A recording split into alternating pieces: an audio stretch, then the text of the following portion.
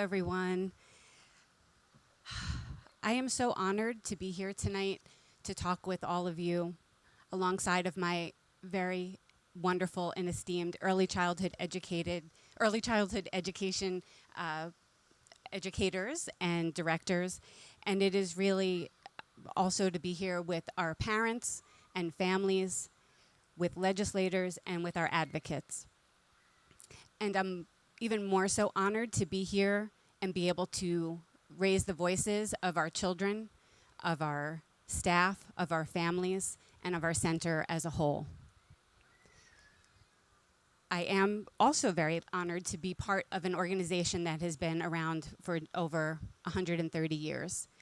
It's an incredible achievement, and it's something that brings me an immense pride when I walk into the school every day. We're founded on the idea of supporting working families. The city of Passaic and our neighborhood specifically is very close to several factories and day laboring sites. Our parents are predominantly Hispanic, and we have always served the immigrant population of Passaic. It's just part of who we are. It's our neighborhood. It's who live in the streets right around our school. And we've always provided family services, therapeutic services for children and families as well. And we've always believed in the real importance of supporting the workforce. The danger right now is that all of these cuts threaten all of those things. It puts children at risk, takes away a safe, nurturing, warm environment that also helps parents be able to go to work confidently and know that their child is well taken care of. It also supports the workforce. Probably 90% of my workforce are also Passaic City residents. So they are very much like our families. As much as we work hard to raise their income level and have them at a sustainable living wage, we all know that that's still not enough. And so many of our staff are struggling with the same problems as many of our families. So it's really critical that we provide that supportive services to our staff as well, which we do through workshops and services. Our art therapist not only works with the children, but she works with staff members as well, providing enriching environments and programs. And I do have to update our website because we are a 5-star rated program, which is brand new. Yay! So we do serve 117 children. 100% of our toddler program is funded through the subsidy program.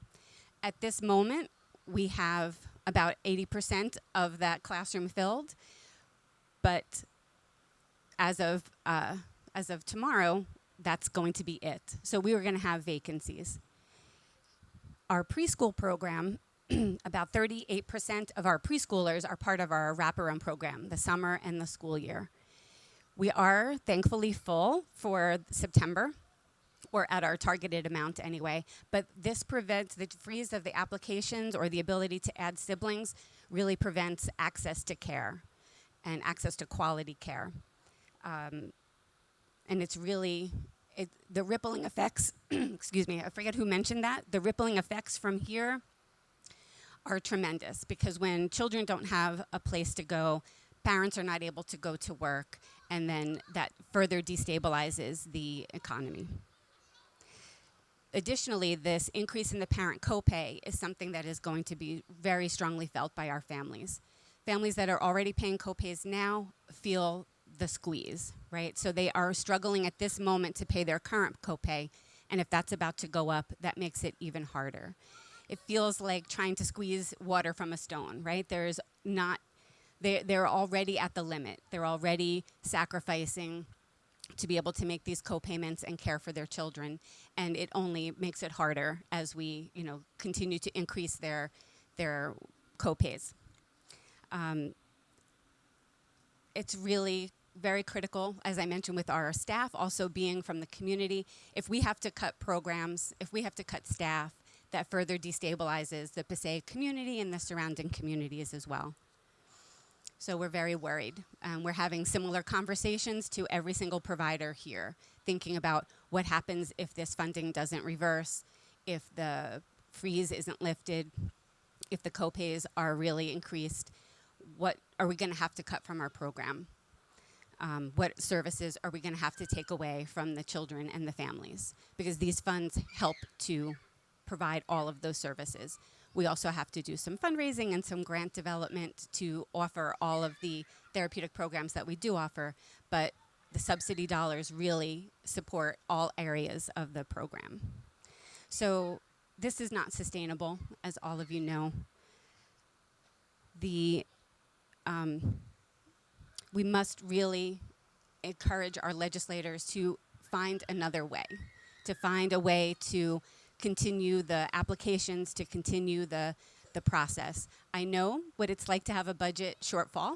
I have to deal with that as a center director all the time, but I urge our state leaders to really look at where else they can move money from, because this change will really destabilize not only my children and families, but all of New Jersey's children and families as well. Thank you very much for having me tonight.